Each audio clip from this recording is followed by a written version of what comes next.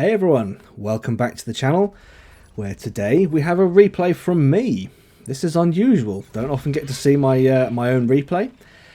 And yes, I know some people might be looking at this immediately going, ugh, it's artillery. What are you doing in artillery? Yes, okay, I get it, not everyone likes artillery. But the reason I'm showing you this is because I personally think this game demonstrates almost all the artillery skills a player needs in order to be as effective as possible, and I think that makes it worth showing. So yes, I am blowing my own trumpet, which I don't do very often, but maybe I should, so I'm going to. So here we are on Erlenberg, a map that is fairly well suited to artillery. Not all maps are. Himmelsdorf, I'm looking at you. But here we are, Erlenberg, Tier 9 artillery, Batchat 15555, which, in my opinion, is one of the best artillery pieces in the game. And why do I say that? Well, I have played through the British line, I have played through the American line, I haven't done the Russians or the Germans, but I am here at Tier 9 on the French line. And what am I noticing that's different, and why do I say this is one of the best? Well, normally, when you're playing artillery, you have to deal with the whole reticle plume, because not every single target sits nicely inside the arc of fire that you have straight ahead of you.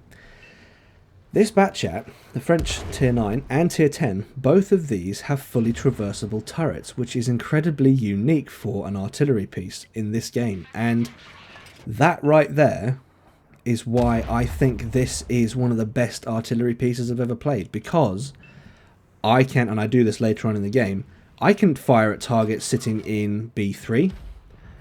In fact, I'm doing it right now. I was looking at a target in B3. I am now looking at a target in H4. And my reticle hasn't plumed. I haven't had to adjust. I've stayed in the top-down view. My high explosive round there doesn't have enough splash on it to do any damage to that Tier 9. Well, I don't know what that Tier 9 was, but hey, I am able to traverse and view the entire map and put in effective fire very, very quickly, or as quickly as my reload will allow. Now, I'll take a break here, just from talking about what I'm doing, to talk about I will carry on talking about what I'm doing. I'm trying to lead shots here on this T58, but I'm also trying to counter battery. But a mistake I make is I don't quite pay attention to where the tracer is coming from, and my shots are not placed where I would quite want them to. Knowing how to counter battery is a skill in itself, because you have to know exactly how far behind the enemy artillery tracer you have to aim in order to hit them. So it's not the easiest thing to do, but I am getting better, which is bad news for those of you that don't like artillery, because I'm a better shot. Every single day I'm a better shot, so that sucks for you.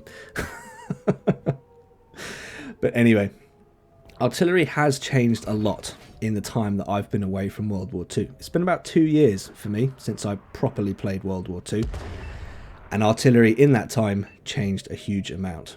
Now, before I talk about what changed with artillery, I want to bring attention to the cap counter here. This shot goes out on the TV... What is that? Oh, a TNH.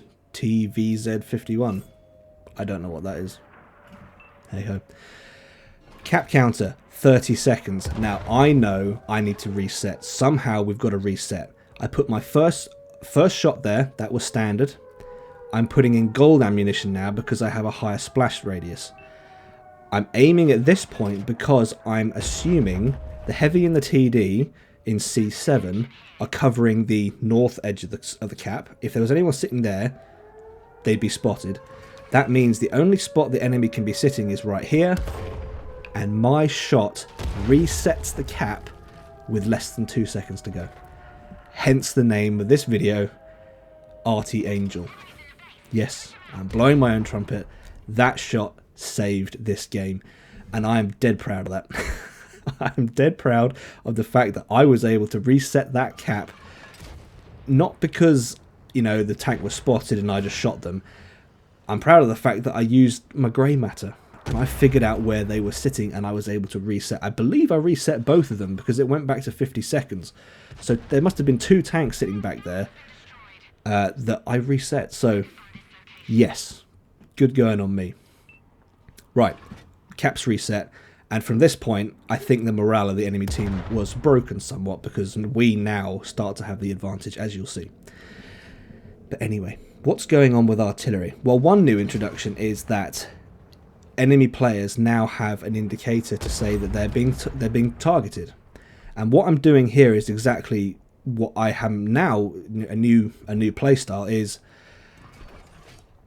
I'm leading the shot,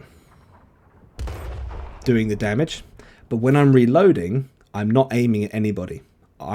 Previously, prior to the RT changes, I would keep my aim reticle on them just because I could. Whereas here, the shot goes out, I fire, and then I pull my aim off, because then that enemy player doesn't have that, oh, you're being targeted by artillery. It's just a brief blip, and they think, okay, nothing of it.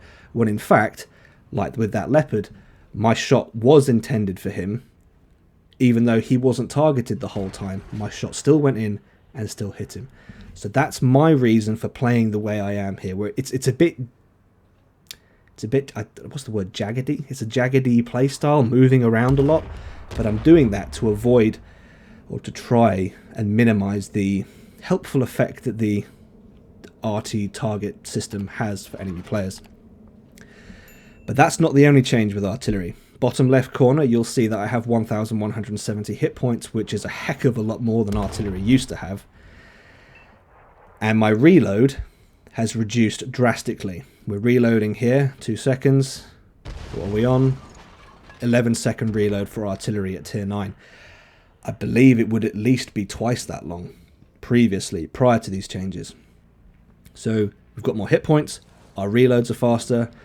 I don't know if the accuracy has changed. It may have. The Sigma hasn't changed, so that doesn't really help, even if the accuracy did change.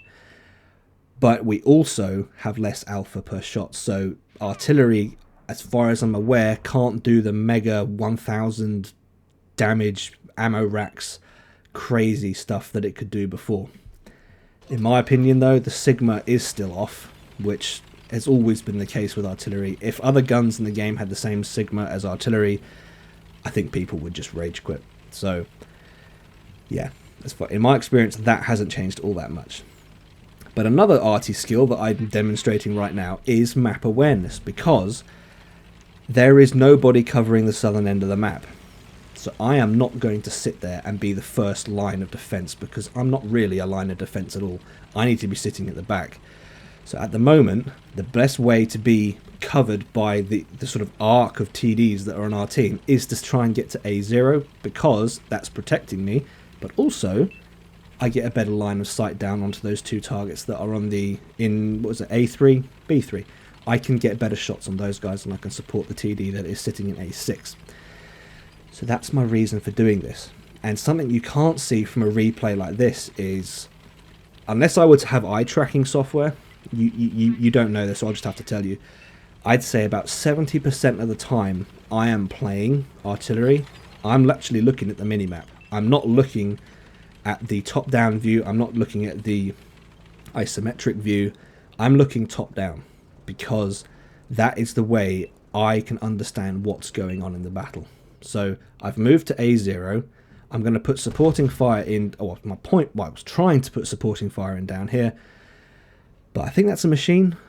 Lost its head. Nice ammo rack there for, I don't know what to, the Ruthless. There we go, the Ruthless. Nice ammo rack there for the Ruthless. Ruthless. 114 SP2 Chinese premium tank destroyer, demonstrating that it doesn't have any armor, with, what was that, 800 and something damage in one shot. Very, very nice shot. Another thing I'm doing is, well, I explained previously that I wasn't deliberately going to aim at the targets, but now that there's only 3 left in the game, it doesn't really make any difference. They know they're the last ones alive. Nice lead shot there, and the Ruthless goes in and doesn't quite kill him, leaves him on 36. But this whole kind of aiming at them, not aiming at them, that to me is quite a early game way of playing. when there's only one tank left alive on the enemy team, yeah, they're going to be focused by everybody, so just tracking at that sort of target doesn't really matter. But the game isn't over. We are 5-1, but the game isn't over. And the AMX that's left alive is rapid. It is a rapid medium. And he is about to show up any second now. He's going to show up in B2. I'm saying that because I've watched this. Obviously, I played it. I know that. Any second now. Wait for it. Wait for it. There he is. B2. And he takes out the Ruthless, which is bad news for me because the cover I had down the A line has gone. It's this AMX and then me, basically. He did drive into that wreck there, so I put a shot out, but that missed. And now what I'm doing is I'm tracking back down the A line, looking for any kind of disturbance or interaction he will have with map furniture, i.e. driving over a fence post. That will tell me where he is, knocking a tree over, knocking a lamppost over. I was hoping for some water splash through the water, but no, don't get any of that. I don't see anything, so I switch to the third-person view? I suppose that was this. Yeah, third-person view. Because I'm assuming he's going to come up and over this rise to try and get me. So I'm preparing for a shotgun. And the longer, the more time goes by, and him not showing up tells me, okay, he's either disappeared off in the field somewhere, or he's trying to get a different route to me, or he's after a different target. A nice bit of communication there from the TDs and the caps saying that even though we've asked for help, they understand that they can't give it to us. I appreciate that bit of communication. But the SP2 gets the final kill on the AMX, which is brilliant. Means I don't have to worry about getting rushed at the end. And I pull in MVP for that game. I really enjoyed this game. And MVP, I mean, can't get any higher than that. And I love this game because I think it demonstrates everything that goes into what makes a great artillery player. Yes, pat myself on the back. Excellent play from myself. So there you go, guys. That is all I have for this one. If you've enjoyed this video, please leave it a like, if not a dislike. Subscribe if you haven't already, and I'll see you in the next one.